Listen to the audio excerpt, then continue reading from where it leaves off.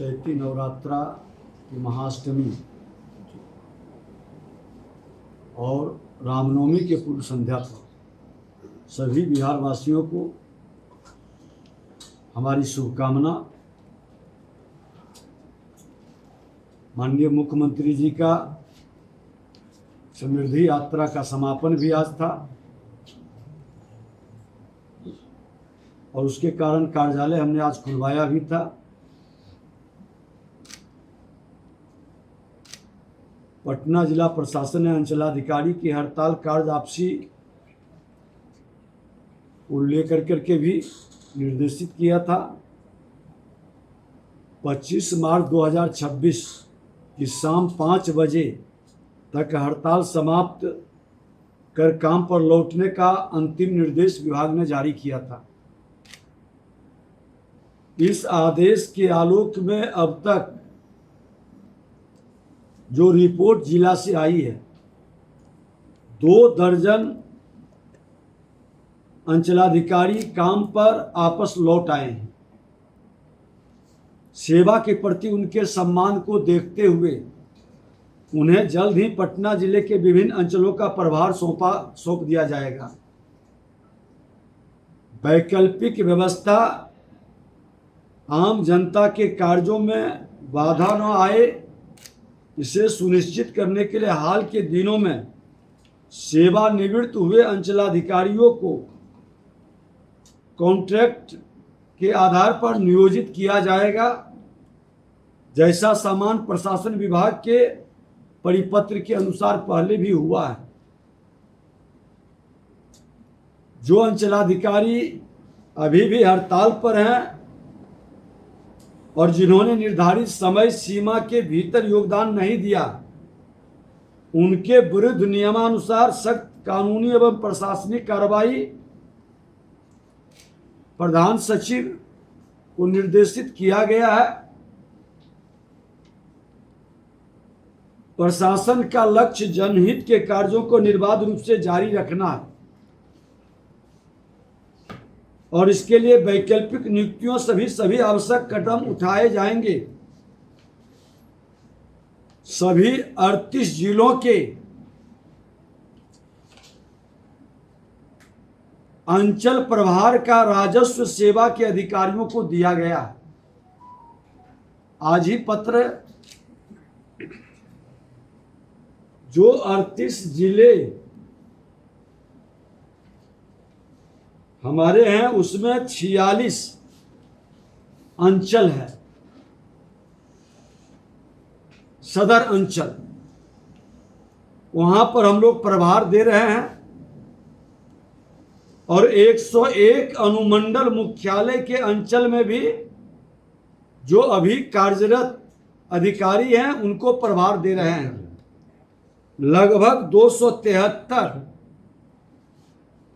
हमारे अंचलाधिकारी और राजस्व पदाधिकारी कार्यरत हैं और हमारे पास 537 अंचल है।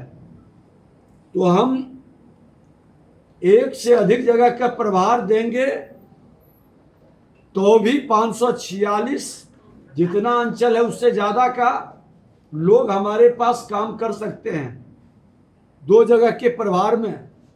ऐसा पहले भी रहा है कि एक अंचलाधिकारी को 2-2, 3-3 जगह का प्रभार रहा है।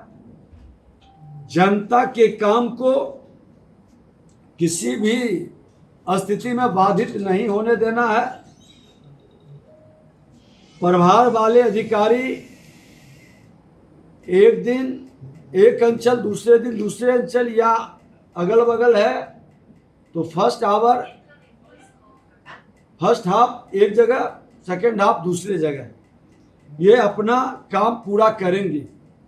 राजस्व सेवा के सेवानिवृत्त अधिकारियों से राजस्व महाअभियान के दौरान प्राप्त 46 लाख आवेदनों का निष्पादन कराया जाएगा।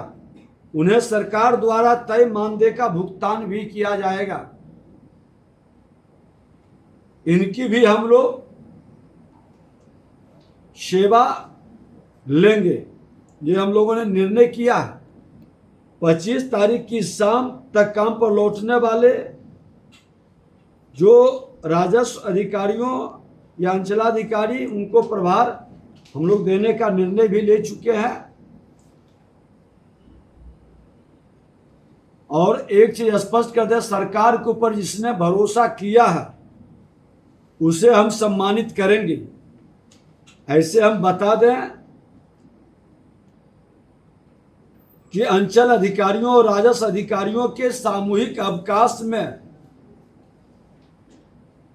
भी तेज गति से काम चल रहा है।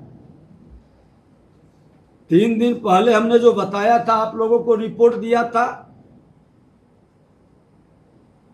कि 9 मार्च के बाद भी अंचल कार्यालय में हमारे काम निष्पादित हो रहे हैं। 12,882 दाखिल खारिज के मामले निष्पादन सामूहिक अवकाश में रहने के बावजूद हुआ। परिमार्जन प्लस के तहत 40,738 जमाबंदी में भी सुधार हुआ। परिमार्जन प्लस के तहत ही 17,861 छूटी हुई जमाबंदी को ऑनलाइन किया गया है और ई माफी के 5,216 मामले निपटाए गए हैं। अब जो हम लोग सबको डबल प्रभार दे करके काम को तेज गति से निष्पादित करने का निर्णय लिया है। जो लोग सरकार के गति को रोकना चाहते हैं और जनता के दर्द को बढ़ाना चाहते हैं, जनता के काम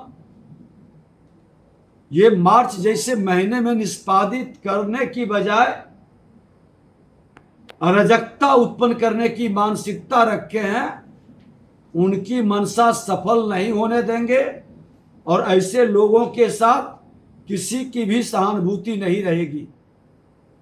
जो लौटे हैं सरकार के आह्वान पर काम कर रहे हैं, निश्चित तौर पर सरकार उनके सम्मान का भी ध्यान रखेगा। जो जनता के कार्यों का निष्पादन करेंगे वैसे लोग सम्मानित भी होंगे। और मैं तो बारीकी से हर अंचल के पंचायतवार कार्यों की समीक्षा भी करने का निर्देश अपने DCLR ADM को हमने दिया है। और जिन लोगों को प्रखंड विकास पदाधिकारी या पंचायत समिति को कार्य दिया गया है, उनके प्रशिक्षण का और हमारे जो पदाधिकारी हैं वो भी उनको सहयोग मदद अपने अनुभव के लाभ देकर काम के निष्पादन, खास करके जो परिमार्जन का काम है जिसमें बहुत ज़्यादा लीगल या कानूनी पेंच नहीं है, उसकी निष्पादन डे टू डे हम लोग करें। और हम लोग तो कहेंगे कि इस तरह की जिद हड़ताल का और अराजकता का, चाहे वो अंचलाधिकारी या कर्मचारी, जब सरकार संवाद बार बार कर रही है, आपसे बार बार आग्रह किया गया कि हड़ताल खत्म कर, मार्च जैसे महीने में समृद्धि यात्रा के क्रम में आप सरकार का सहयोग करें। सरकार आपकी समस्याओं का गंभीरता से लेकर नियमानुकूल समाधान करेगी। लेकिन अब इसके वैकल्पिक व्यवस्था पर हम लोग भी निर्णय लिए हैं और यह कार्य आगे और व्यवस्थित ढंग से चलेगा। जनता के हित के कार्य को रुकने नहीं देगी। सरकार का यह संकल्प है। नई सरकार की नई पहल में राजस्व भूमि सुधार विभाग अपने लक्ष्य को बढ़ाने के लिए, लक्ष्य प्राप्त करने के लिए जो भी आवश्यक कदम होंगे हम लोग उठाएंगे।